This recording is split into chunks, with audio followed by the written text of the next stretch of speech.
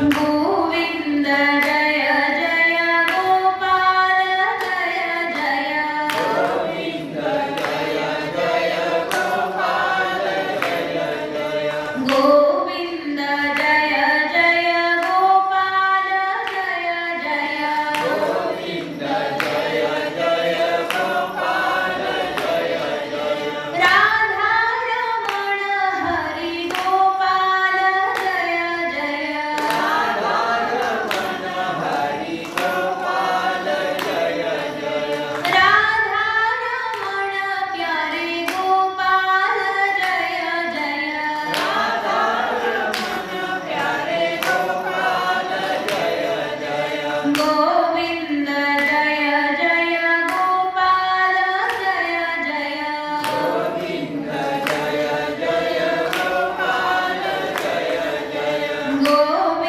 जय जय गोपाल जय जय गोविंद जय जय गोपाल जय जय गोविंद जय जय गोपाल जय जय गोविंद जय जय गोपाल जय जय गोविंद जय जय गोपाल जय जय गोविंद जय जय गोपाल जय गोपाल कृष्ण भगवान की जय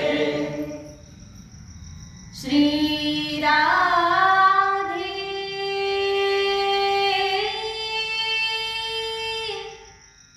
श्री राधे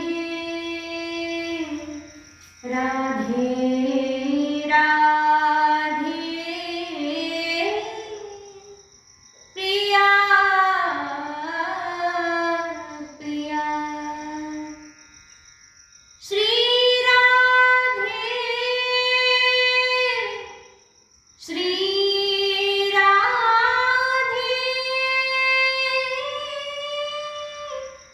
श्री राधे श्री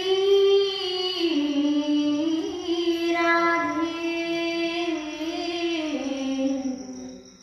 राधे राधे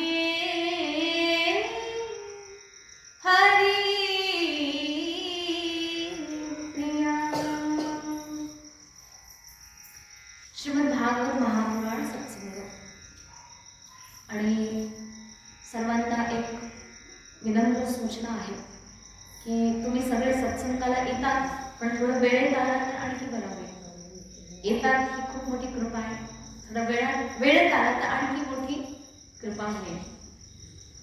कारण येतात सत्संग 8 ते 9 एकच तास आहे, त्याच्यामुळे 8 वाजून 5 मिनिटांनी जरी आलात तरी समजा ठीक आहे म्हणता येईल की वेळेत आलात. पण आज 8:15 झालेत अगदी, त्याच्यामुळे वेळेत येण्याची तुम्ही एक काय म्हणतात एक नियम बनवा. असो, तर काल आपण सत्संगामध्ये काय ऐकलेलं आहे, महाराज पृथू जे आहेत त्यांना भगवान परमेश्वरानं दर्शन दिलं. याच्यानंतर महाराज पृथूंनी यज्ञाच्या दीक्षा घेतल्या, यज्ञ झाला, भगवान परमात्म्याने दर्शन दिलं. याच्यानंतर त्यांनी एक सहज अनुष्ठानाच्या दीक्षा घेतल्या आणि त्यानंतर त्या ठिकाणी त्यांना साक्षात परमात्म्याच्या कृपेतून सनकादी ऋषींनी दर्शन दिलं. तर त्या सभेमध्ये ज्या ठिकाणी राजा विराजमान आहेत तिथे सगळे ऋषीमुनी सगळे त्या ठिकाणी एकत्र जमलेले आहेत.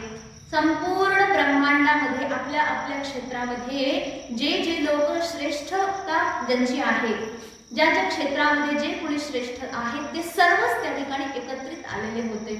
त्याचबरोबर अनेक राजे लोकही एकत्रित आलेले होते. अशा महान सभेमध्ये महाराज पृथू ज्या ठिकाणी उपदेश करतात, आपल्या प्रजेला संबोधन करतात की कशा प्रकारे आपण आपले जीवन यापन केलं पाहिजे, पाप आणि पुण्य काय आहे या गोष्टी अत्यंत सुंदर प्रकारे त्यांनी आपल्या प्रजेला समजावून सांगितल्या.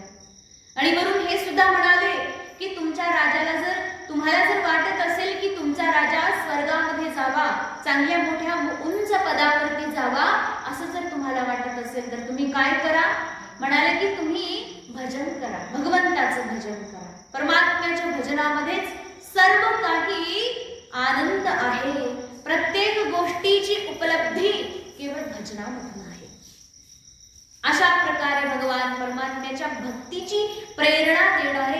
सगळे वाक्य, सगळा उपदेश त्या ठिकाणी पृथू महाराजांनी आपल्या प्रजेला दिला आणि त्याच सभेमध्ये अनायासे अचानक त्या ठिकाणी कोण आलं? कोण आलं? सनकादी ऋषी आले. सनकादी ऋषी सहज आगमन झालं त्यांचं. असं काही त्यांना कुठलं निमंत्रण पत्र वगैरे काहीही नव्हतं. अगदी अंतःकरणामधून जेव्हा आपल्या भक्तांवर कृपा करावी अशी जेव्हा देवाची इच्छा होते ना, तेव्हा भगवान परमात्मा स्वतःच आपल्याकडे अशा थोर मोठ्या संतांना पाठवतात. कळालं ना वाक्य? कधी पाठवतात? जेव्हा देवाच्या अंतःकरणात आपल्यावर कृपा व्हावी अशी इच्छा होते ना, आपल्या सर्वांसारख्या अज्ञानी पामर पतित लोकांच्यावर कृपा करायची असते, तेव्हा परमात्मा सगळ्यात पहिलं त्या व्यक्तीला कुणीतरी गुरु म्हणून पाठवतात.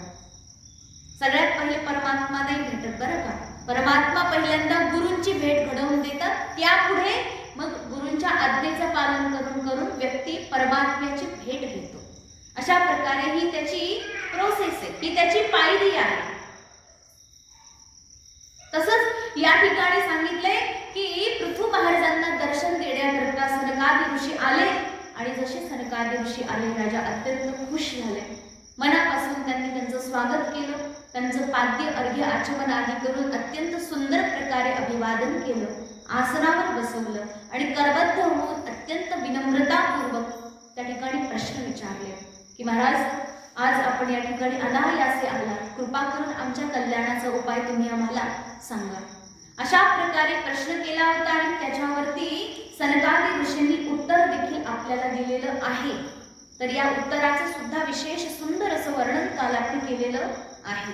उत्तर आहे ना लक्षात? हा, कल्याणला जायचं होतं ना हो, कल्याणला जायचं. हा, कल्याणला जाण्याकरता मध्ये कोणते कोणते गावं लागते आहे का लक्षात? हा, विसरले? आता काय करायचं? लिहून ठेवलं पाहिजे ना. ज्याला खरंच जायचं तो काय करेल? परत भटकायला नको म्हणून तो एका डायरीवर लिहून घेईल. बरोबर की नाही? शहाणा असेल तर लिहून घेईल. कशा करता? कारण त्याला परत भटकायचं, आधीच भटकून आलेला आहे कुठून तरी, आता त्याला प्रॉपर मार्ग सांगणारा एकदम व्यवस्थित माणूस भेटलाय, ज्याला खरंच माहिती आहे. मग त्या माणसाची जेव्हा आपण माहिती घेतो त्याकडून, तेव्हा लिहून घ्यायची, जेणेकरून पुढची गावं आपण एखादं कुठेतरी चुकायला नको आहे. तेच आपल्याला आपल्या जीवनामध्ये जर कल्याण पाहिजे असेल ना, तर जे काही कालच्या यादीमध्ये दिले ना सनकादी ऋषींनी, त्याला आपण आपल्या डायरीमध्ये लिहून घ्यायचं आणि एकानंतर एक गाव गाठायचं. काय होईल मग? कल्याण येईल ना. एकदम जवळ आलं की कल्याण. ही परमात्म्याची महती कृपा आहे आपल्या सर्वांवर की अशा संत महापुरुषांची वाणी आपल्याला श्रवण करायला मिळते. इतकं सुंदर प्रकारे त्यांनी मार्गदर्शन केलं. काय करायला पाहिजे? तर सगळ्यात पहिलं तर त्यांनी गुरु आणि वेदांतावर विश्वास ठेवण्याकरता सांगितला. पुढे म्हणाले की तुम्ही काय करा? तत्व जिज्ञासा करा, भागवत धर्माचं पालन करा, नित्य प्रति पुण्य कीर्ती भगवान परमेश्वराला पावन असलेल्या त्या दिव्य परमात्म्याचं भजन करा, त्याच्या कथा ऐका, त्याच्या गुणांचं कीर्तन करा. पुढे सांगितले की इंद्रियांना सुख देईल अशा प्रकारच्या संसारापासून मनाला अलिप्त करा. धनाच्या लोभामध्ये जाऊ नका. आणि जो व्यक्ती धनलोभी आहे आणि जो व्यक्ती इंद्रियामध्ये सुख शोधत आहे, विषयामध्ये संसारामध्ये जो व्यक्ती सुख शोधून त्याच्यामध्येच निरंतर संलग्न आहे, अशा माणसासोबत बोलून आपला वेळ वाया घालवू नका. फालतूच्या गप्पा मारत बसायचं नाही, असाही नियम सांगितला. पुढे म्हटले की जो व्यक्ती भगवान परमात्म्याच्या कथेमध्ये प्रेम ठेवतो त्याचा सत्कार करा, त्याला आदरपूर्वक निमंत्रण देऊन त्याच्याशी हितगुज करा. अत्यंत श्रेष्ठ पवित्र कीर्ती असणाऱ्या परमेश्वराला तुम्ही निष्काम भावाने भजा. सगळं भजन तर करतायत पण काहीतरी मनामध्ये कामना असते बरं का. बघा ही पण एक महत्वाची गोष्ट आहे बरं का. कसं, जर आपण देवाकडे काहीतरी कामना घेऊन त्याचं भजन करतोय ना, तर ते भजन फार निष्ठापूर्वक करतो बरं का. का? कारण की ती फळ पाहिजे ना. हा, फळ पाहिजे. व्रत करतो आपण, कशाचं व्रत? समजा कोणत्याही गोष्टीचं. आम्ही गुरुवार धरले, आम्ही सोमवार धरले, आम्ही काहीतरी व्रत केलं, त्याच्यामध्ये आमची इच्छा आहे की ह्याच्या बदल्यात आम्हाला हे मिळावं, अशी जेव्हा इच्छा असते ना माणसाची, तेव्हा तो त्या व्रताला फार नियमाने पालन करतो आणि फार निष्ठेने पालन करतो, जेणेकरून फळ मिळेल ना. नियम तुटला तर फळ गेलं. फळाप्रती अपेक्षा, फळाप्रती आसक्ती आहे. निष्फळ अनुष्ठान आपण करणार नाही. अनुष्ठान तर निष्फळ नसतंच हो. तसं आपल्याला सवयच नाही तर देवाकडे आपण तसं जातच नाही. काहीतरी मनात असतं, काहीतरी म्हणजे हौशे नवशे गौशे ज्याला म्हणतो ना आपण, देवाकडे जातो ना. कशाला जातो? 3 प्रकारचे लोक वारीत भेटतील तुम्हाला. पंढरपूरला निघाले ना, 3 प्रकारचे लोक भेटतील. नाही हौस म्हणून पंढरपूरला चालले, काही काही देवाकडे नवस करायला जातात. देवा हे पाहिजे तर ते दे. काय देशील तू? एक नारळ फोडशील जाऊन देवाला. ते नारळ आणि तुझ्या उदबत्ती आणि त्या पेढ्यावरती बसलेला देव नाहीतरी, नाही का? ही नारळाचा हार घालीन आणि बरोबर करतात लोक, ठीक आहे. आणि परमात्म्याची केवढी कृपा आहे बरं, तुमच्या एका नारळाकरता तुमची इच्छा पण पूर्ण करून देतो. देव धन्य आहे नाहीतरी. परमात्मा म्हणतात तू नसतं मागितलं तरी मी तुला दिलंच असतं, पण तुझी सवयच न मागायची. ते पृथू महाराज आपल्या प्रजेला सांगताय, ते सनकादी ऋषी राजा पृथूला सांगतात, देवाकडे कधीच काही मागायचं नाही. निष्काम भावाने देवाची पूजा करायची, निरंतर भजन करायचं आणि एवढी निष्काम बुद्धी पण होत नाही. त्याच्याकरता म्हटले समर्पण असावं. निष्काम भाव म्हणजे काय? कर्तव्य म्हणून करायचं, की निष्काम भाव आला की कर्तव्य म्हणून काही उरत नाही असं वाटतं व्यक्तीला. परंतु नाही, मला हे करावं लागेल, हे कर्तव्य आहे. मला प्रातःकाळी उठलंच पाहिजे, प्रातःकाळी उठून परमात्म्याचं दर्शन घेतलंच पाहिजे, मी पूजा केलीच पाहिजे, मी दिवसामधून एवढा जप केलाच पाहिजे. अशा प्रकारे हे माझं कर्तव्य आहे, अशी कर्तव्य बुद्धी ठेवून जेव्हा तो व्यक्ती त्या कार्यामध्ये लागतो, तेव्हा त्याच्या जीवनामध्ये त्या ठिकाणी परमात्म्याची विशेष कृपा होते. म्हणून म्हटले निष्काम भावाने केवळ कर्तव्य बुद्धी म्हणून ज्या कर्माद्वारे जे काही फळ मिळणार आहे त्या फळाला सुद्धा परमात्म्यावरती समर्पित करायचं, सोपवून द्यायचं, की जे देवा जे काही त्यातून मिळेल ना ते सगळंच तुझं, मला काहीही नको. भगवान परमात्मा म्हणतो हे घे ना, ते घे ना.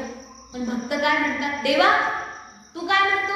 हे घे, ते घे, ते घे. पण आम्हाला ते सगळं काहीच नको आहे, आम्हाला तू पाहिजे. कारण की हे बघा, एखादा व्यक्ती जो कोणी दान करतो ना, दान करणाऱ्या जो व्यक्ती आहे तो दान करताना जी वस्तू दान करतो त्या वस्तूपेक्षा दाता जास्त महत्वाचा आहे. समजा एखादा करोडपती माणूस आहे, बरं का, एखादा करोडपती माणूस आहे, त्याने तुम्हाला 1 लाख रुपये दान केले, तर त्या लाखभर रुपयापेक्षा तो दान करणारा जास्त मोठा आहे का ते पैसे जास्त मोठे आहेत? दान करणारा मोठा आहे का? कारण की त्याने एवढंसं दान केलं, त्याच्याकडे अजून खूप आहे, नाही का? त्याच्यामुळे दान कधी घ्यायचं नाही परमात्म्याकडून, उलट परमात्मा जो आहे दाता त्याला घ्यायचं. म्हणजे काय होतं, तो जो दाता आहे तो जर आपला झाला ना, त्याच्याकडे जे आहे ते सगळं आपोआप आपलं होऊन जातं. बरोबर की नाही? त्याच्याकडे जे आहे ते सगळं काही आपलं होऊन जातं. म्हणून परमात्म्याकडे भगवान संत महापुरुष काहीही मागत नाही, ते काय मागतात? तूच फक्त आम्हाला पाहिजे. आणि हे अशाच प्रकारचं जीवन संत महापुरुषांचं असतं. हे असं जीवन जगूनच आत्मस्वरूपाचा बोध होतोय, परमात्म्याची भक्ती पुष्ट होते. म्हणून त्या ठिकाणी सनकादी ऋषी अति सुंदर उपदेश करतात राजाला. म्हणून म्हणतात की राजा, तुझी जी बुद्धी आहे परब्रह्म परमात्म्यामध्ये दृढ कर, भगवान परमात्म्याच्या श्री चरणावर तुझी प्रीती दृढ कर. अशा प्रकारे जो व्यक्ती पहिल्यांदा सद्गुरूंची शरण घेतो तो व्यक्ती सगळ्यात पहिलं ज्ञान आणि वैराग्य प्राप्त करतो. आणि त्या ज्ञान आणि वैराग्याच्या बळावरती तो या ठिकाणी असलेलं जे अविद्या आहेत ना, वासनायुक्त ज्या अविद्या म्हटलेले, अविद्या 5 प्रकारची असते बरं का. अविद्या जी आहे त्याला पंचपर्वा क्लेश सुद्धा म्हणतात. क्लेश म्हणजे दुःख, अविद्या म्हणजेच दुःख. हे 5 प्रकारचे आहे. तर म्हणतात अविद्या, अस्मिता, राग, द्वेष आणि अभिनिवेश. अविद्या, अस्मिता, राग, द्वेष, अभिनिवेश याच्यावरती आपलं पुष्कळ चिंतन झालेलं आहे, त्याच्यामुळे इथे काही सांगत नाही. तर हे जे पंचपर्वा क्लेश आहेत, हे 5 प्रकारचे जे दुःख आहेत, या दुःखांनी युक्त असलेला अहंकारात्मक हे जे लिंग शरीर आहे, अहंकार म्हणजे अहम करोती, अहम करोमी भावनेलाच अहंकार म्हणतात। मी करतो असं जेव्हा येतं त्याच्यामध्ये स्वाभाविक माणूस स्वतःला श्रेष्ठ समजतो, कारण मी करतोय ना म्हणून मी करत नाहीये काही, अशा प्रकारची कुठलीच भावना अंतःकरणात येऊ द्यायची नाही। म्हणून म्हटले अहंकार रूपी अहंकारात्मक जे लिंग शरीर आहे ते त्या ठिकाणी विद्या, ज्ञान आणि वैराग्याच्या द्वारे ते सगळं जळून जातं, सगळं काही राख होतं, भस्म होतं। जसं म्हटलंय की लाकडं आहेत ना, लाकडामधून जसं लाकडांना एकमेकांना घर्षण केलं तर काय उत्पन्न होतं? अग्नी उत्पन्न होते। लाकडातून अग्नी उत्पन्न होते, परंतु उत्पन्न झालेली अग्नी त्याच लाकडाला जाळून टाकते, करते की नाही? भस्म। तसंच आपले जे इंद्रिय आहेत ना हे सगळे त्या ठिकाणी आपल्याला विषय सुखाकडे घेऊन जातात, परंतु त्याच विषय सुखाच्या माध्यमातून आपल्या सर्वांना जाळून टाकतात, संपूर्ण जीवन नष्ट करतात। त्याच उलट म्हटलंय की जर तुम्ही ज्ञान आणि वैराग्ययुक्त असाल तर तुमच्या ठिकाणी असलेली अविद्या, पंचपर्वा, क्लेश, अहंकार हे सगळं अगदी जळून जातं, भस्म होतं। मग अशा प्रकारे हे जे ज्ञान आहे त्याचा उदय होणं अत्यंत महत्वाचं आहे बरं का। म्हणून म्हटले की हे लिंग शरीर जे आहे, लिंग देह, हा जो देह आपण याला मी म्हणतो ना, हे शरीर काय म्हणतो? या शरीराला मी असं समजून बसतो, पण तसं वस्तुतः व्यवहारामध्ये पण बघा हे शरीर मी आहे का? हो मग काय शरीर मी नाही, मग आपण काय म्हणतो? समजा तुम्ही डॉक्टरकडे जाता की नाही, दवाखान्यात जाता, कशासाठी जाता? हा, तुम्ही डॉक्टरला समजा डोकं दुखते, तुमचं डोकं दुखते, तुम्ही काय म्हणता डॉक्टरला जाऊन? माझं डोकं दुखते का असं म्हणता? मी डोकं दुखतं डॉक्टर, मी डोकं दुखतं, मी हात दुखतो, मी पाय दुखतो, मी पोट दुखतं असं म्हणतं का डॉक्टरला? नाही ना, माझं डोकं दुखतं, माझं पोट दुखतंय, माझा हात दुखतोय, याचा अर्थ मी डोकं नाही। माझं डोकं आहे पण मी डोकं नाहीये, मी हात नाहीये, मी पाय नाहीये, मी पोट नाही, अर्थात मी हे शरीर नाहीये। मग जर तू हे शरीर नाही तर तू आहे कोण? कधी विचारलंय? हा, याच प्रश्नाचं उत्तर घ्यायला सत्संगात यायचं असतं, पण कधी आम्हाला प्रश्नच पडला नाही ना माऊली। प्रश्न कसा पडेल? आम्ही तर कधी आमच्या त्या धुंदीतच नाहीये। हा, व्यवहारामध्ये सुद्धा आपण या शरीराला मी मानत नाही, या व्यवहारामध्ये सुद्धा हे शरीर जे आहे माझं आहे, अर्थात माझं आपल्यापेक्षा, मी पेक्षा माझं जे आहे आपल्यापेक्षा अंतरावर असतं, दूर असतं। जे माझं आहे ते मी पेक्षा दूर असतं, मग मी जे आहे ते काय आहे त्या मीला जाणून घे।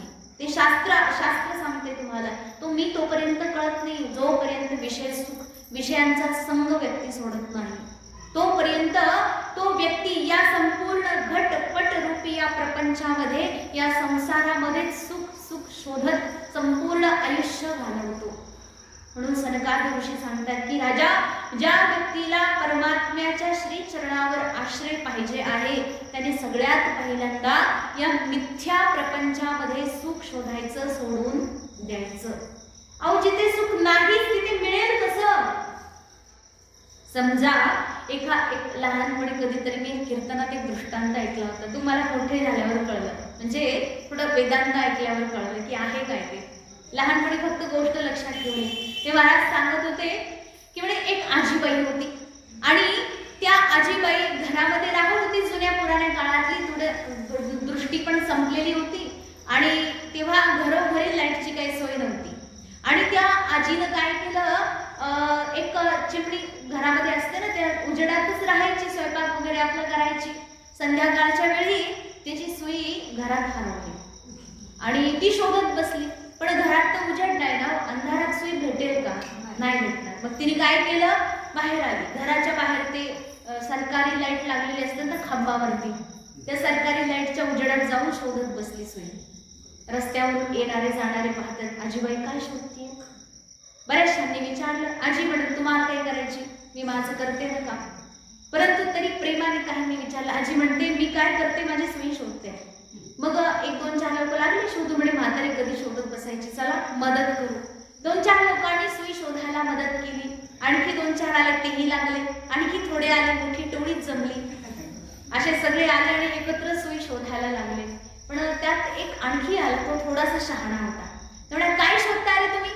काय नाही, आजीची सुई हरवली, ती शोधून देतोय तिला. मग भेटली का? नाही, एवढे लोक शोधतात तरी सुई सापडत नाही, म्हणजे नक्की काहीतरी गडबड आहे. म्हणा काय सुई कुठे हरवली ती आजीला विचारलं. आजी म्हणते सुई तर घरात हरवली होती. मग सुई घरात हरवली, इथे का शोधतेस तू? एवढी घरात अंधार आहे ना आणि इथे उजेड, म्हणून मी इथे शोधायला आले. मला सांगा, त्या जमिनीवरती म्हातारी 100 वर्षे जरी एखादा व्यक्ती त्या जागी सुई शोधत बसला, सुई भेटणार आहे का भेटणार नाही?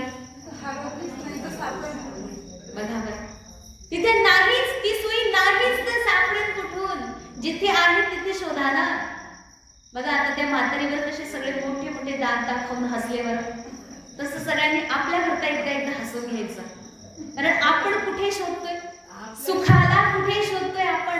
सुखाला, संसारामध्ये सुखाला शोधतोय जिथे सुख नाहीच आहे. मग जिथे आहे तिथे शोधा ना. जिथे नाही तिथे शोधत बसताय. आपण शोधतोय, आपल्या आधीचे शोधत होते, आपल्या नंतरचे शोधत बसतील, त्यांच्या नंतरचे शोधत बसतील. कोणी एकाने तरी हा विचार करावा की सगळे लोक आतापर्यंत एवढे महापुरुष, एवढे सगळे एवढे येऊन गेले, किती लोक करोडोंच्या संख्येने आपले वडील, त्यांचे वडील, त्यांचे वडील, त्यांचे वडील, असं करत करत एवढी मोठी पिढी सुखाला शोधत बसली या संसारात, आणि आतापर्यंत कोणालाच भेटलं नाही. एवढ्या लोकांनी शोधलं तरी भेटलं नाही, याचा अर्थ काहीतरी गडबड आहे. एवढे लोक शोधतायत तरी भेटत नाही, म्हणजे गडबड आहे. तर ती गडबड शोधून काढली पाहिजे. अर्थात ते जे सुख आहे, जे मी इतरत्र शोधतो, ते सुख वास्तू इथे नाहीच आहे. मुळात या विषयांमध्ये, या संसारामध्ये सुख नाहीच आहे. मग ते सुख आहे कुठं? तर त्याचा शोध घ्यायचा. आता बघा, तुम्ही प्रामाणिकपणे सांगा बरं का, किती आता तुम्ही जवळपास सगळे रिटायरमेंट लोक आहेत, सगळे वानप्रस्थी 50च्या पुढचे जवळपास. तुम्ही प्रामाणिकपणे सांगायचं, जेवढा प्रपंच गेला त्यातून किती सुख मिळालं? किती सुख मिळालं? त्या क्षणिक सुखाचा हिशोब नाही घ्यायचा. गुलाबजाम जोपर्यंत तोंडात आहे तोपर्यंत त्याचा चव कळते, एकदा पोटात गेला की संपला. तसंच हे जे आहे ना, ते काय म्हणतात, ते लहानपणी विकायलाच आम्ही खायचं, ते असं गोलगोल असतं, त्याला काय म्हणतात, ते पिंक कलरचं बुड्डी का मुंबई का लड्डू, आणखी त्याला वेगळी भाषा, आणखी काहीतरी बोलतात. चला बुड्डी का तुम्ही म्हटलंय. ते जे आहे ते दिसतं कसं बरं? हो, किती सुंदर दिसतं ते, अगदी छान. त्याचा रंग गुलाबी आणि ते असं फुगलेलं, असं वाटतं काहीतरी सुंदर दिव्य गोष्ट आहे, त्याला मिळवलंच पाहिजे असं म्हणून तो व्यक्ती धडपड करून ते घेतो, आणि घेतल्यानंतर जेव्हा तोंडात टाकतो ते नाहीसं होतं. तेच प्रपंच आहे. इतका सुंदर दिसतो, इतका सुंदर दिसतो, वा वा वा, काय त्याला सजवलंय देवाने तेवढं, इतकं सुंदर, एवढा सुंदर दिसतो तो प्रपंच की त्याला मिळवण्याकरता व्यक्ती धडपड करतो. आणि धडपड करून जेव्हा ते मिळतं, मिळाल्यानंतर कळतं अरे हे तर काहीच नव्हतं. पण तोपर्यंत फसलेला असतो ना जीव. म्हणून म्हटले की या सगळ्या विषयांमध्ये फसू नका. जर फसलं तर काय होईल? या इंद्रियांच्या मध्ये जर तुम्ही फसलात तर संपूर्ण बाह्य जगतामध्ये संपूर्ण जीवन आपलं निघून जाईल. वास्तविक परमात्म्याची भेट होणार नाही. आपल्या अंतःकरणाला सगळ्यात पहिलं शुद्ध करा. त्या अंतःकरणामध्ये प्रतिबिंबित असलेला त्या परमेश्वराला ओळखा. या सगळ्या उपाध्या आहेत. खरं तर अंतःकरण पण जेव्हा नष्ट होतं ना, तेव्हा परमात्मा जो आहे वास्तविक स्वरूपामध्ये आपल्याला दर्शन देतो. अंतःकरणाची पण आवश्यकता नाहीये, तिथे सगळं काही विलीन होऊन जातं. म्हणून हे अंतःकरण सुद्धा एक उपाधी आहे. बघा, जशी उपाधी, कसं एखादा आरसा आहे, समजा आरसा आहे म्हणून तर तुमचं प्रतिबिंब तुम्हाला आरशामध्ये दिसतं. जर आरसाच नाही तर तुम्हाला तुमचं प्रतिबिंब दिसेल का? किंवा एखाद्या पाण्याच्या घड्यामध्ये, पाण्याचा घडा असतो तर त्याच्यामध्ये तुम्ही तुमचं प्रतिबिंब बघितलं तर पाण्याचा घडा आहे म्हणून तर प्रतिबिंब दिसलं. जर घडाच नसता तर कुठून प्रतिबिंब दिसेल? याचा अर्थ ती उपाधी आहे, ती उपाधी नष्ट झाली तर प्रतिबिंब आणि बिंब या दोन्हीमध्ये काहीही फरक राहणार नाही. ते एकच आहे. कुठं गेलं प्रतिबिंब आणि बिंब? मग ते सगळं काही बिंबस्थानामध्ये विद्यमान आहे. तद्वत म्हटले अंतःकरणामध्ये तो परमात्मा प्रतिबिंबित आहे, परंतु अंतःकरणाची ही उपाधी आहे म्हणून ना, अंतःकरणाची उपाधी जेव्हा नष्ट होईल तेव्हा हे प्रतिबिंब त्या बिंबस्थानामध्ये विलीन होऊन जाईल. दोन्हीमध्ये भेद राहणार नाही काहीच. हा भेद उपाधिगत आहे, उपाधीच्या माध्यमातून झालेला आहे. त्याच्यामुळे म्हटले की बाह्य जगतामध्ये जेवढे काही विषय वस्तू दिसतात या सगळ्या उपाधी वाढवणारे आहेत. वास्तविक शुद्ध बुद्ध परमात्मा जो आहे, निरुपाधिक निरीह परमेश्वर सच्चिदानंद घन विग्रह आहे. आणि ह्या परमेश्वराला जर जाणायचं असेल तर सगळ्यात पहिलं अंतःकरणामधून विषयांना काढून बाहेर फेकायचं. विषयांचं चिंतन अंतःकरणापासून नष्ट करायचं. काय नाही ना? अच्छा, हा नाही, मला वाटतं चल इकडे म्हणजे असं काही नारायण नारायण नारायण. तर बघा, अंतःकरणामधून सगळ्या विषयांना पूर्णतः नष्ट करायचं. आणि काय म्हटले, जर या अंतःकरणामध्ये विषयांना जर फसवून ठेवलं आपण, विषय जर ठेवले तर हे इंद्रिय जे आहेत ते सगळे गडबड करतील मग. कारण इंद्रिय सगळे गडबडता असतात, त्यांच्याकडे काहीही संयम नसतो. अंतःकरणामध्ये विषय आले की इंद्रिय त्यांना नक्कीच सेवन करणार. आणि हे इंद्रिय जेव्हा विषयांमध्ये फसतात, आपल्या आपल्या विषयांमध्ये, तेव्हा मग मात्र व्यक्ती जीवनामध्ये पूर्णतः नष्ट होऊन जातो. जसं बघा, इंद्रियांचे 5 विषय आहेत.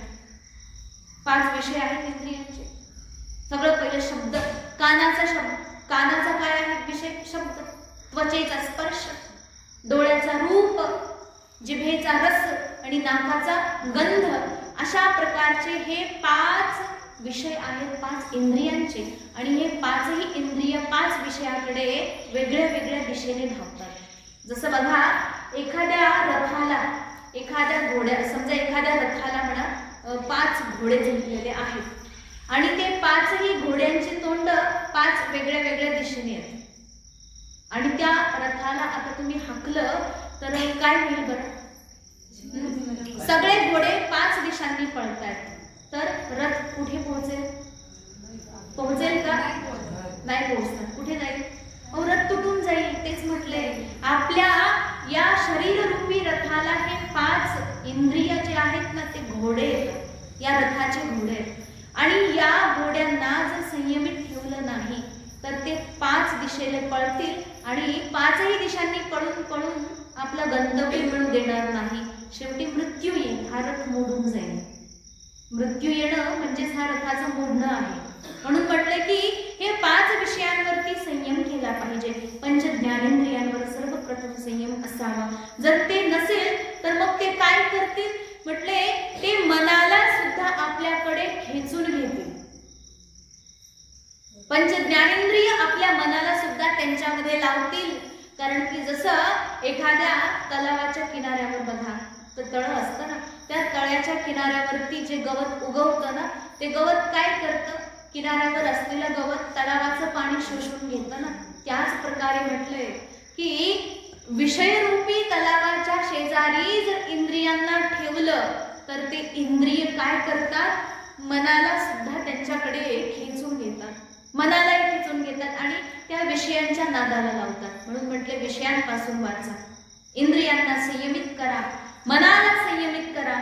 आणि जर मन संयमित झालं नाही, मन जर इंद्रियांच्या आहारी गेलं तर काय होतं? बुद्धी जी आहे ती नष्ट होते, बुद्धी माणसाची भ्रष्ट होते. विचार करण्याची जी शक्ती आहे बुद्धीमध्ये ती नष्ट होऊन जाते. विचार शक्ती क्रमाक्रमाने निघून गेली की मग काय होतं पुढे? म्हटलंय की विचार शक्ती एकदा गेली की पूर्वापर स्मृती निघून जाते माणसाला. स्मृती पूर्णपणे नष्ट होते, विस्मृत अवस्था येते. स्मरण राहत नाही कुठल्या गोष्टीचं. काही केलं तरी स्मरण येत नाही. म्हणजे कसं स्मरण येणं म्हणजे काय आहे? स्मरण हे सूक्ष्म बुद्धीचं काम आहे, अतीव सूक्ष्म. जसं आता तुम्ही सत्संग ऐकला, सत्संगामध्ये खूप चांगल्या चांगल्या वैराग्यपूर्ण ज्ञानपूर्ण गोष्टी ऐकल्या आणि त्या ऐकलेल्या गोष्टी जराही आपल्या डोक्यामध्ये राहिल्या नाही, तत्काळ उडून गेल्या, तर ही बुद्धी भ्रष्ट होण्याची लक्षणं आहेत. स्मरणच राहिले नाही. आणि पूर्वापर स्मृती ही लांबची गोष्ट आहे. आपल्याला काल काय भाजी खाल्ली हे लक्षात लक्षात राहत नाही तर आपण काल मागच्या जन्मात काय केलं काय आठवणार आहे? ह्या जन्मात काय किती चांगले कर्म केले, किती काय केलं काय आठवणार आहे? व्यक्ती जीवनामध्ये फक्त काहीतरी विचित्रासारखे कर्म करत जातो, पशुवत एका जनावरासारखे कर्म करत जातो, जराही बुद्धीचा वापर करत नाही. त्याच्यामुळे पूर्वापर स्मृती सगळी नष्ट होऊन जाते. मग अशा प्रकारे जर बुद्धी नष्ट झाली तर त्याच्याकडे ज्ञान कधीच येत नाही, ज्ञानही नष्ट होऊन जातं. मग अशा प्रकारे ज्याचं ज्ञान नष्ट होऊन जातं त्याला महापुरुष लोक काय म्हणतात? आपणच आपल्या हाताने आपलं नुकसान करून घेणे. आपल्या भाषेत त्याला म्हणतात आपणच आपल्या हाताने पायावरती धोंडा घ्या, कुऱ्हाड घ्या, तुम्हाला जे सापडलं ते घ्या. आपणच आपल्या हाताने आपल्या पायावर कुऱ्हाड मारून घेणे. काय करून? नाही, आता ते उदाहरण झालं हो. कुऱ्हाड मारून घेणे म्हणजे लगेचच कुणी घेतली कुऱ्हाड आणि पायावर मारली, रक्तबंबाळ केला असं हो. हे उदाहरण आहे, परंतु कशा करता? आपणच आपल्या जीवनाचं वाटोळं करून घेणे याचा हा अर्थ आहे. संत महापुरुष ते समजावून सांगतात की आपणच आपला आत्मनात्मानं जानत हा, आपणच आपले शत्रूने, आपणच आपले मित्र आहोत बाबा. जेव्हा माणसाला कळालं की माझं कल्याण भगवान परमात्म्याच्या भजनामध्ये आहे तर समजायचं की हे मला कळालं, याचा अर्थ आता माझ्या आतमधला माझा मित्र जागा झालाय. आणि ज्या दिवशी व्यक्ती भजनापासून दूर गेला समजायचं माझा शत्रू आता माझ्या आतमध्ये घर करून बसलेला आहे. म्हणून त्या शत्रूला पहिलं बाहेर करा. शत्रूला कोणी घरात घेतं का? घरात घेतं का? हो, लोक बांधावरही उभं राहू देत नाही, घरात घ्यायची लांबची गोष्ट आहे. हा, शत्रू बांधावर उभा राहिला की मग काय होतं? चढावड सुरू होते ना, मस्त भांडण सुरू होतं, तोंडामध्ये नको नको त्या शिव्या पण येतील तेव्हा. का? शत्रू येतो बघा. बाहेरचा शत्रू आपल्याला शत्रू वाटतो, पण आपल्या आतमध्ये बसलेला शत्रू मित्र कसा काय वाटू शकतो बरं? आपल्या आतमध्ये बसलेला जो भयानक अहंकार आहे तो भयानक शत्रू आहे आपला. कोणत्याही बाजूने आपल्या जीवनाचं भलं होताना तो पाहू शकत नाही. कोणत्याही बाजूने या जीव कसा काय फक्त अज्ञानामध्ये जाऊन डुबेल हेच पाहत असतो. म्हणून त्या ठिकाणी म्हटले की या शत्रूचं पहिलं मर्दन करा. अशा प्रकारे त्या ठिकाणी सुंदर उपदेश केला. त्या उपदेशानंतर त्या ठिकाणी आता राजा जे आहेत महाराज सनकादींच्या समोर अत्यंत प्रेमाने हात जोडून त्यांना म्हणतात की हे दीनदयाळ श्री संत महापुरुषांनो, परमात्म्याने आज खरी माझ्यावर कृपा केली आहे की तुमच्यासारख्या संत महात्म्यांना माझ्याकडे घरी माझ्या घरी पाठवलं. आता मी तुम्हाला गुरुदक्षिणा म्हणून काय देऊ बरं? माझं सगळं साम्राज्य, वैभव, लक्ष्मी सगळी जी काही आहे ती तुमच्या चरणावर समर्पित आहे. आणि खरं तर हे सगळं तुमच्यापासूनच मला मिळालंय आणि मी तुम्हाला द्यावं इतपत माझी काही योग्यता नाही. तथापि हे प्रभू, याला आपण जे काही आपल्याला जसं वाटते ते तुम्ही ग्रहण करा. एवढं सांगूनही त्या ठिकाणी कुणी काहीही घेतलेलं नाही. संत महापुरुषांनी काय बरं घ्यायची गरजच काय? ते तर भ्रमण करतात आणि भ्रमण करून करून भजन करतात. जर देवर्षी नारदांसमोर तुम्ही किती संपत्ती आणून मांडली ते काय म्हणतील? मला एक विणा आणि एक चिपळी बस झालं ना. भजनाला याच्यापेक्षा जास्त सामान लागत नाही. काही लागतं का भजनाला याच्यापेक्षा जास्त? काही लागत नाही ना. भजनाकरता फक्त तेवढंच सामान लागतं आणि भजनापेक्षा व्यतिरिक्त दुसरं काम मी कधी करतच नाही. त्याच्यामुळे मग दुसऱ्या वस्तू मी उगाचच कशाला माझ्याजवळ ठेवू, सांभाळत बसायचं. गुरुजी त्याला गबाळ म्हणतात. गुरुजींच्या भाषेत बोलायचं काय गबाळ आहे? गबाळ म्हणतात का? गबाळ म्हणजे काय तुमच्या भाषेत? गबाळ म्हणजे अनावश्यक वस्तू जिला तुम्ही जपून ठेवता ते गबाळ आहे. म्हणून त्याला पहिलं बाजूला करायचं. हे संसार पण एक मोठा गबाळ आहे. त्याच्यामध्ये आपण त्या गबाळातच पडले. जवळ म्हणून नुसतं गबाळच गबाळ आहे. त्यामध्ये आपण स्वतःला योग्य सज्जन कसं काही समजू शकतो तेच त्या ठिकाणी इतक्या सुंदर प्रकारे उपदेश दिला. उपदेश करून त्या ठिकाणी राजा खूप आता धन्य आहे, स्वतःला धन्य समजून संत महापुरुषांच्या चरणकमलांची रज आपल्या मस्तकावर लावली. प्रार्थनापूर्वक त्यांना विदा केलं. अशा प्रकारे सनकादी ऋषी आकाश मार्गाने निघून गेले. आकाश मार्गाने गेल्यानंतर वैभवलेला राजा आता विचार करतोय की आता आपण आपल्या प्रपंचाला पुढे सुरुवात केली पाहिजे. म्हणून त्या ठिकाणी राजाने काय केलं, आपली पत्नी जी आहे अर्ची तिच्यापासून 5 पुत्र उत्पन्न केले. काय केलं, पहिलं विजिताश्व आहे, जसं जो घोडा जिंकून आणला ना त्याने, त्याचं नाव विजिताश्व आहे. दुसरा पुत्र आहे धूम्रकेश, तिसऱ्याचं नाव आहे हरियक्ष, चौथा आहे द्रविड आणि 5वा वृक. अशा प्रकारचे हे 5 मुलं राजा पृथूंचे आहेत. अशा प्रकारे राजा पृथू अत्यंत सुंदर प्रकारे आपलं राज्य करतात. त्यांचं अत्यंत महान वैभव आहे. तर कसं वैभव आहे त्याचं वर्णन केलंय. म्हणतात की राजा एवढे वैभवशाली होते की मुक्त हस्ताने दान करत होते. मुक्त हस्ताने म्हणजे कसं, मोकळ्या हाताने मोकळ्या मनाने दान करत होते. ते कधी संकोच करत नव्हते की दान केलं संपून गेलं तर काय, अजिबात नाही. कारण लक्ष्मी एवढी होती अपार की कितीही दान केलं तरी ती कधी संपू शकत नाही. परमात्म्याची अपार कृपा होती. तर सांगितले की बघा एवढे दिव्य तेजस्वी होते राजा पृथू, अग्निप्रमाणे दुर्धर्ष होते. एवढी दिव्यता होती त्यांच्याकडे, दुर्धर्ष ज्याला कोणी धरूच शकत नाही, अग्निसारखे होते. पुढे म्हटले इंद्राप्रमाणे अजेय होते. अजेय म्हणजे ज्याला कोणी जिंकू शकत नाही, असे अजेय कोणासारखे, इंद्राप्रमाणे होते. माता भगवती पृथ्वीसारखे क्षमाशील होते. पृथ्वीपेक्षा क्षमाशील आहे कोणी जगात? आपण या पृथ्वीवरती एवढे पाप करतो, एवढं तिच्यावर नाचतो, आपलं आयुष्य फक्त पृथ्वीवर नाचण्यावरच जाते. तरी पण भगवती पृथ्वी कधी आपल्याला कुठल्या प्रकारचा शाप नाही देत, प्रेमाने आपल्या पोटात घेते सगळे काही. म्हणून म्हटले पृथ्वीसारखी क्षमा राजा पृथूकडे आहे. पुढे म्हटले ढगाप्रमाणे वर्षा करण्याचं, समान रूपाने वर्षा करण्याचं त्यांच्याकडे सामर्थ्य आहे. कशाची वर्षा करतात? म्हणते अर्थात धनाची वर्षा करतात सगळ्यांवरती. आणि गंभीर आहेत, अत्यंत गांभीर्यपूर्ण त्यांचं व्यक्तिमत्व. गंभीर कोणाप्रमाणे? म्हटले समुद्रासारखे गंभीर आहे. गंभीर म्हणजे खोल. हा, समुद्र किती खोल आहे अंदाजच नाही. किती गंभीर आहे समुद्र, अंदाजच नाहीये. एवढे गांभीर्य त्या ठिकाणी पृथू महाराजांकडे आहे. म्हटले आश्चर्य वस्तूंचा एवढा मोठा साठा आहे त्यांच्याकडे. आश्चर्य वस्तू म्हणजे अशा वस्तू ज्या दुसरीकडे कुठे उपलब्ध होत नाही, त्या फक्त त्यांच्याचकडे मिळतील, अशा आश्चर्याने अभिभूत असणाऱ्या सर्व वस्तूंचा संग्रह होता.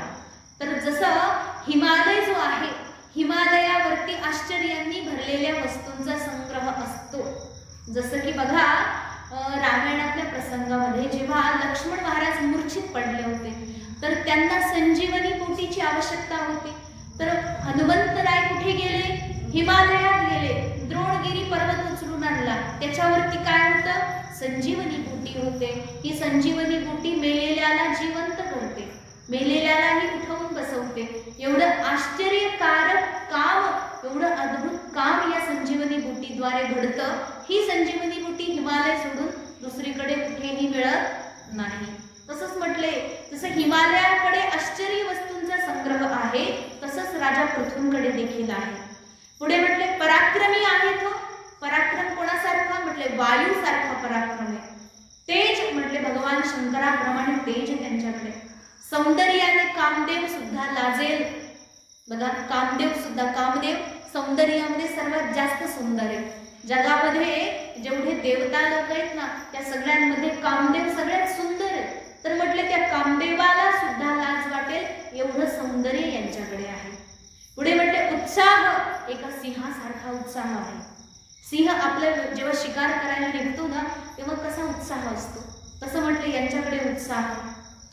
त्यानंतर वात्सल्याने परिपूर्ण आहेत मनु महाराजांसारखे. जसं संपूर्ण मानव जातीवरती समान रूपाने वात्सल्य प्रेम ज्यांच्या अंतःकरणात आहे ते मनु महाराज, त्यांच्यात सारखे राजा पृथू आहेत.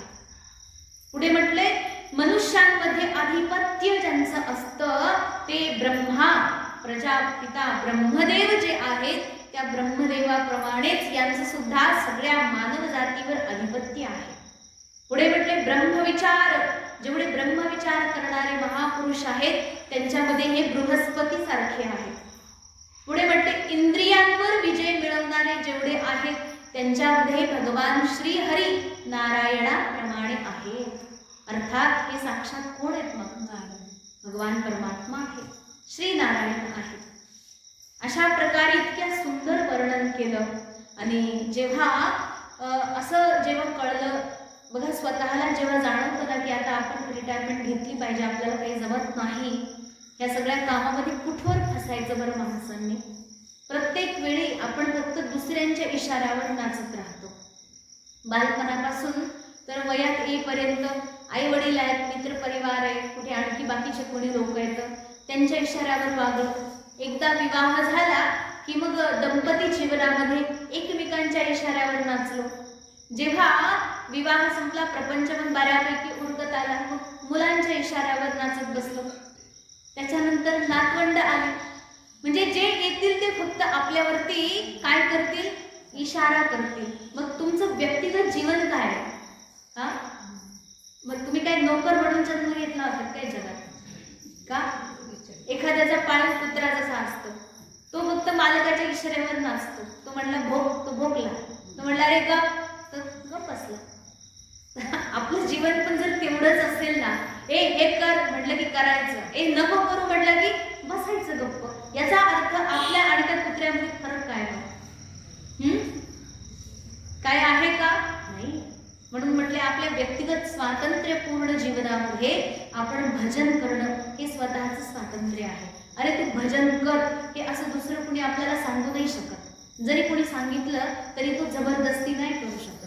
आता तुम्हाला इथं सत्संगाची आवड आहे, तुम्ही सगळे येऊन बसले, तुम्हाला कोणी जबरदस्ती केली का? चला बरं, तुम्हाला उचल मागणी केली आणि आले सत्संगाला घेऊन. तुम्हाला मनात आवड आहे, तुम्ही आले. तुम्हाला आणखी वाटतं की आमच्या घरच्यांनी यावं, आमच्या शेजारच्यांनी यावं असं तुम्हाला वाटतं, पण ते कुणी येतील का? नाही येणार. का? कारण की त्यांना आवड नाहीये. तुम्ही त्यांना जबरदस्ती करू शकत नाही, चला सत्संगाला म्हणून त्यांना तुम्ही जबरदस्ती आणू शकत नाही. ही जी अवस्था आहे ना, परमार्थ करण्याची जी स्थिती आहे ती व्यक्तीची स्वतंत्र असते. कुणी त्याला पुश करू शकत नाही. एखादा व्यक्ती भक्तीच्या नादीला लागला म्हणून तो एखाद्याच्या दुसऱ्याच्या नादाने हा नादी लागला असं म्हणणं चुकीचं आहे. अहो मग तो जो व्यक्ती आहे समजा तो बाकीच्यांच्या पण संगतीमध्ये असतो ना, त्यांना का नाही नाद लागत? त्यासाठी आपलं ते स्वतःचं जीवनही कसं असलं पाहिजे. म्हणतात ना, चंदनाच्या संगे वृक्ष. चंदनाच्या वनामध्ये बघा, जेव्हा चंदनाचं वन असतं त्या वनामध्ये काय असतं? अनेक वृक्ष असतात. तर ते बाकीचे वृक्ष सुद्धा चंदनाच्या संगतीने सुगंधित होतात. परंतु एक असं झाड आहे, ते चंदनाच्या शेजारी आलं, चंदनाच्या मधून घुसून आरपार आलं, तरीही ते झाड सुगंधित होत नाही. कशाचं झाड? नाही, ते पण होतं, सुगंधित होतं. एक झाड आहे, कोणतं? नाही, सगळे झाड सुगंधित होतात, बस एकच झाड आहे. नाही, एकच झाड आहे. सगळे झाड सुगंधित होतात बरं का चंदनाच्या संगतीने, फक्त बांबूचं झाड आहे. अगं बाई, कळालं ना? अच्छा, जीवनामध्ये पोकळ नसलं पाहिजे माणसाने, भरून असावं अंतःकरण प्रेमाने, भावाने, त्या भक्तीच्या ओलाव्याने जीवन ओलसर परिपूर्ण असावं. पोकळ नकोय बांबू सारखं. आणि बांबूमध्ये गाठी असतात बरं का, म्हणून जीवनात माणूस कधी आतल्या गाठीचा नसावा. आतल्या गाठीचा माणूस कधीही परमार्थ करू शकत नाही. देव त्याला चुकून पण भेट देत नाही. देव त्याच्या स्वप्नातही येत नाही. जे लोक भक्ती करतात ना, त्यांच्या निदान देव स्वप्नात तरी येईल. आतल्या गाठीच्या माणसाला देव कधी चुकूनही भेटणार नाही. म्हणून असा भ्रम कधीच ठेवायचा नाही की आपण कपट पण करायचा आणि देवदेव पण करायचा. दोन्ही एकत्र होऊ शकत नाही. कोणतं तरी एकच धरा. अशा प्रकारे संत महापुरुषांच्या या दिव्य उपदेशामधून पृथू महाराजांना जेव्हा कळालं की आता माझ्या जीवनामध्ये सगळं संपलं बरं का, ज्या अवताराकरता, ज्या कारणामुळे मी अवतार घेऊन आलो होतो ते सगळे कारण पूर्ण झाले. आता मला काय केलं पाहिजे? सगळं काही त्याग करून वानप्रस्थ जीवनाला स्वीकार केलं पाहिजे. असा विचार करून पृथू महाराजांनी आपले 5 पुत्र जे होते त्या 5ही पुत्रांना समान रूपाने राज्य वाटून दिलं. म्हणे बाळांनो, तुम्ही राज्य करा. 7 द्वीपाची अखंड पृथ्वीचं राज्य होतं. बघा बरं का, आपल्याकडे तर काहीच नाही हो. काय आपल्याकडे किती राज्य आहे, किती जमिनी आहेत तुमच्याकडे?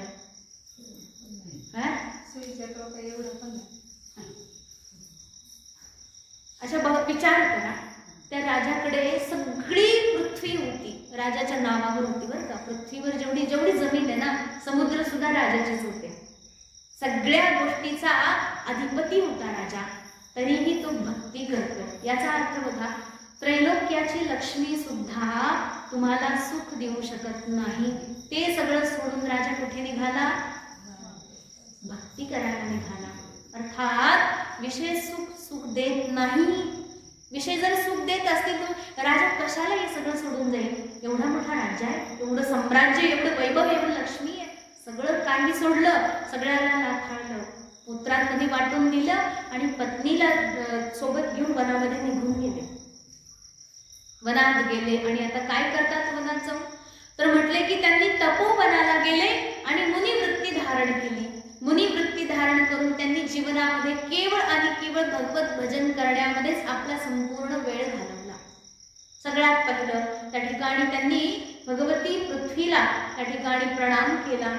तशी भगवती पृथ्वी तर त्यांची मुलगीच आहे, परंतु एवढ्या प्रकारे तिने पालन केलं, एवढी साथ दिली म्हणून तिचे त्या ठिकाणी उपकार म्हणून प्रणाम केला, स्नान केलं आणि पत्नी सहित त्या ठिकाणी अखंड व्रत पालन करायला सुरुवात केली.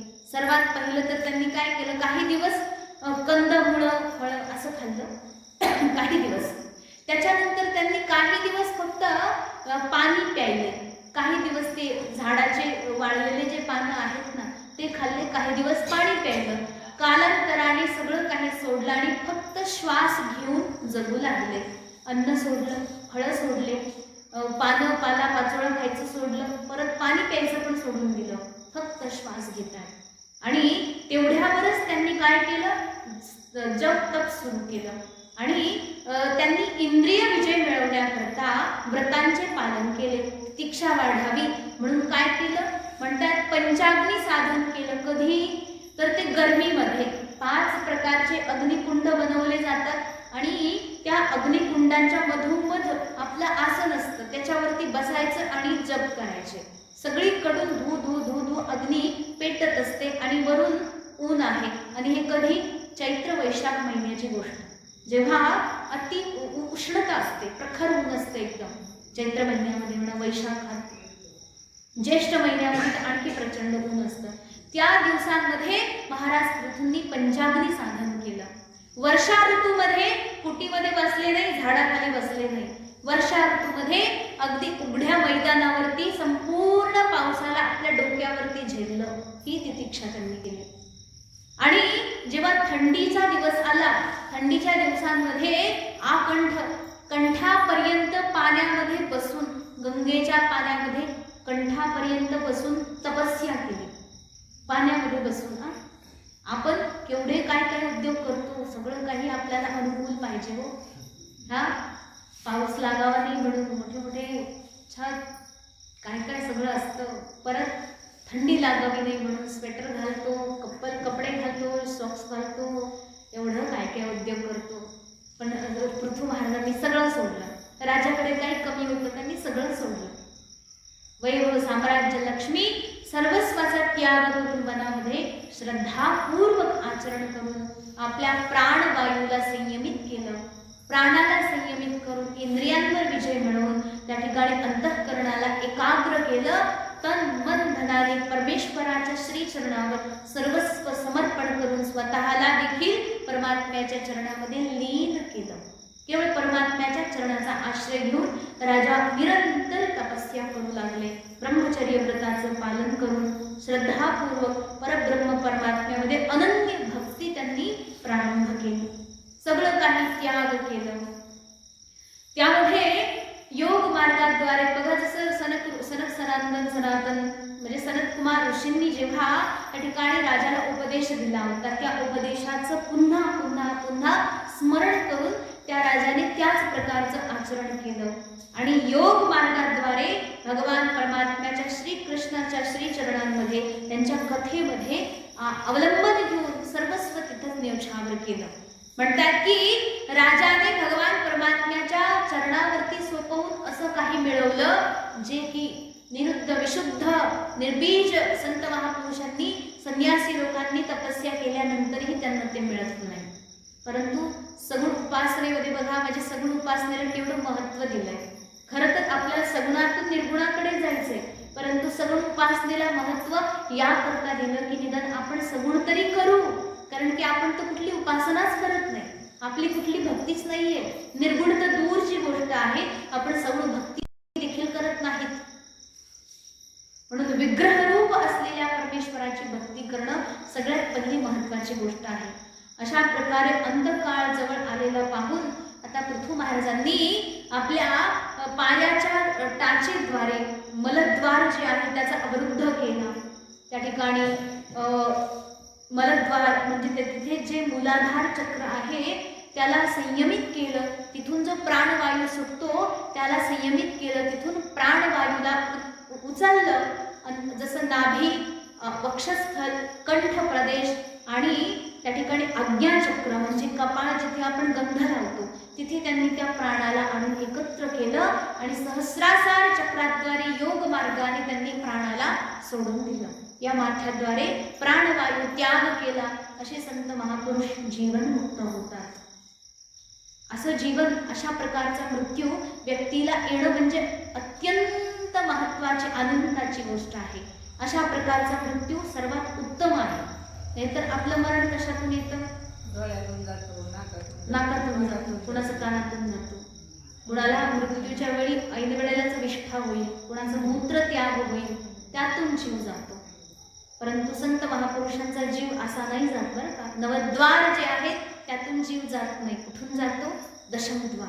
हे जे सहस्रासार चक्र आहे याला माथा म्हणतो ना आपण, इथून त्यांचं प्राणवायू सुटतो. असे संत महापुरुष परत येत नाहीत आपल्याप्रमाणे.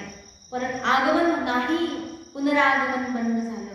अशा प्रकारे संत महापुरुषांच्या जीवनामध्ये अहरह केवळ निष्काम निश्चल अशी भक्ती वाहत असते.